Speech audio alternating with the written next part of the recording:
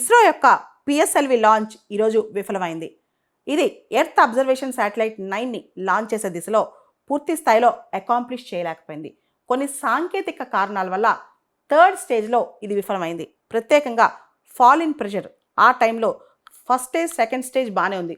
PSLV అనేది 4 stage rocket. ఈ third స్టేజ్కి వచ్చేసరికి ఫాల్ ఇన్ ప్రెషర్, ఈ ప్రెషర్లో డిక్రీజ్ రావటం వల్ల ఈ రాకెట్ అందుకోలేకపోయింది అంటున్నారనమాట. పూర్తి స్థాయిలో ఇంకా ఇన్ఫర్మేషన్ రావాల్సి ఉంది. ఇది 63వ పిఎస్ఎల్వి లాంచ్, 101వ టోటల్ లాంచ్ అనమాట. ఇండియాస్ 101 లాంచ్ అనమాట.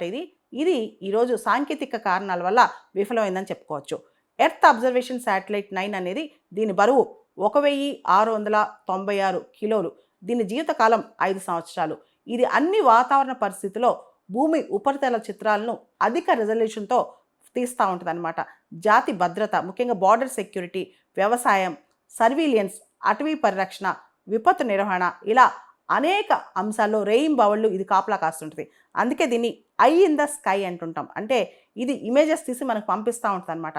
కాబట్టి దీన్ని ఐ ఇన్ ద స్కై అని కూడా పిలుస్తుంటాం. దేశవ్యాప్తంగా విస్తరించిన రియల్ టైమ్ కవరేజ్ అవసరాన్ని పరిష్కరించే లక్ష్యంగా ఎర్త్ అబ్జర్వేషన్ శాటిలైట్ 9 కూడా భూ పరిశీలన ఉపగ్రహాల సమూహంలో చేరనుంది. EOS-9 ఎర్త్ అబ్జర్వేషన్ శాటిలైట్ 9 అనేది ఆల్ వెదర్ శాటిలైట్ అనమాట. రాత్రి పగలు, వర్షాలు, మేఘాలను దాటుకుని అన్ని వాతావరణ పరిస్థితుల్లో ఎప్పటికప్పుడు నిఘా వేస్తుంది అనమాట. సర్వీలెన్స్ చేస్తూ చాలా విషయాలను మన ఇస్రోకి చేరవేస్తూ ఉంటుంది అనమాట. దీనివల్ల మనకి బార్డర్ సెక్యూరిటీ కానీ, డిజాస్టర్ మేనేజ్మెంట్ కానీ అనేక అంశాల్లో ప్రత్యేకమైన ఇమేజెస్ కూడా మనకు వస్తాయి. RISAT 1B earth observation satellite ఈరోజు మార్నింగ్ యాక్చువల్గా లాంచ్ చేసాం, కానీ అది మధ్యలోనే విఫలమైంది. మనకు తెలుసు పిఎస్ఎల్వి అనేది 4 స్టేజ్ అనమాట.